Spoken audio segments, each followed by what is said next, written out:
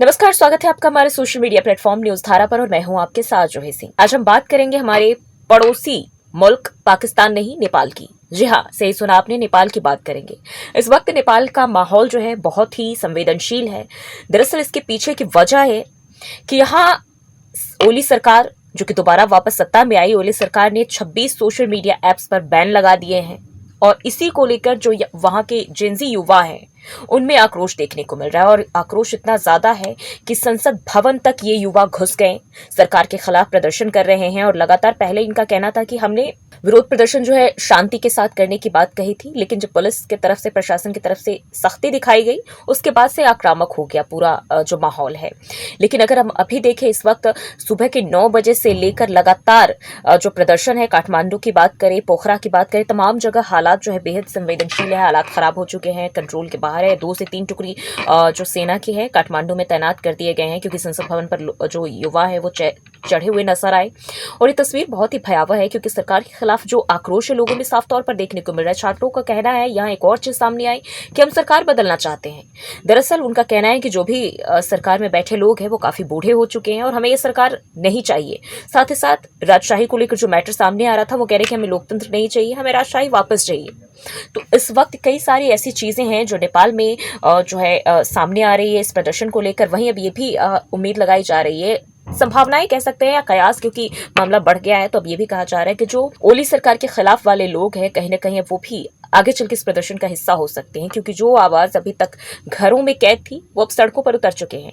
और बच्चे जो स्कूल से आ रहे हैं और उसके बाद प्रदर्शन में शामिल हो रहे हैं। अगर हम अभी तक बात करें, 18 से ज्यादा लोगों की मौत हो गई है, वहीं 200 से ज्यादा लोग घायल भी हुए हैं, क्योंकि पुलिस की तरफ से जो है लाठियां चार्ज किए जा रहे हैं, वाटर का इस्तेमाल किया जा रहा है, वाटर गैस का इस्तेमाल, तरह तरह की चीजें की जा रही है जिससे कि प्रदर्शन को रोका जा सके। साथ ही साथ हम बात करें तो बताया भी जा रहा है कि ओली कैबिनेट की अहम बैठक होगी और उसमें कई सारी चीजों को लेकर बातचीत होगी। दरअसल सरकार की अगर हम सोशल मीडिया की बात करें तो सरकार का कहना है कि जो व्हाट्सएप, फेसबुक, यूट्यूब, इसी के साथ टिकटॉक, ये तमाम जो चीजें हैं, इनसे कहा गया था कि आप हमारे देश में ऑफिस अपना बनाइए, रजिस्टर्ड कराइए, और इसके लिए 7 दिनों का समय भी दिया गया था, 1 हफ्ते का वक्त।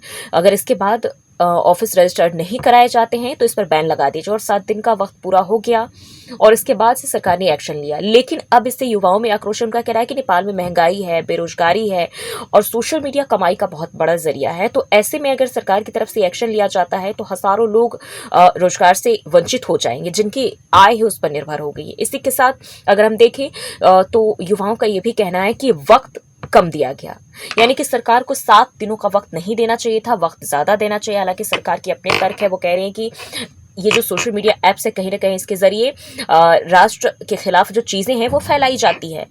लेकिन इस वक्त अगर हम बात करें तो जो भी नेपाल के ही ऐप्स है जो अलाउ है, कहीं ना कहीं ये जो इस वक्त प्रदर्शन हुआ है, जो जमावड़ा हुआ है, उसके जरिए ये हुआ है। क्योंकि युवाओं का ये कहना है कि जो ऐप बंद कर दिए गए हैं कहीं ना कहीं उससे रोजगार ठप हो जाएगा।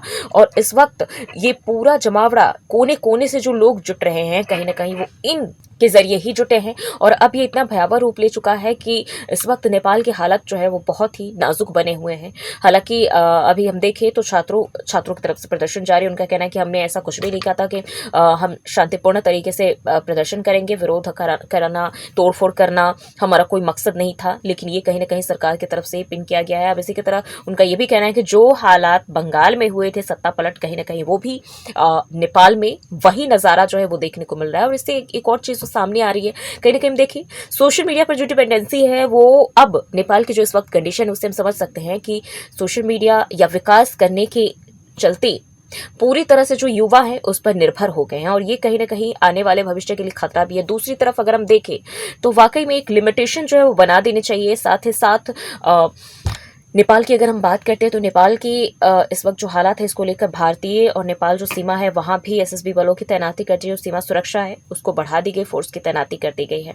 वही जो युवा है वहां के वो कह रहे हैं कि ये दोबारा से शुरू किया जाए, क्योंकि हम शांतिपूर्ण तरीके से हम हर चीज चाहते हैं, सरकार हमारी मांग रखे, जो एक सूत्रीय मांग है उसको एक्सेप्ट करे और उसके बाद ही ये प्रदर्शन छोड़ेंगे, खत्म करेंगे। लेकिन अभी तक इसको लेकर सरकार की तरफ से कोई स्पष्ट रुख नहीं आया है। सरकार का कहना है कि हम जो वक्त दे चुके थे उसमें नहीं लिया गया, और अगर जबरदस्ती की जाती है तो आप लोगों को पता है कि क्या कुछ एक्शन लिए जा सकते हैं। लेकिन ये पहले कहा गया था, तरह तरह की चीजें भी सामने निकल कर आई थी। अब देखना होगा कि आगे ये मामला क्या तूल पकड़ता है।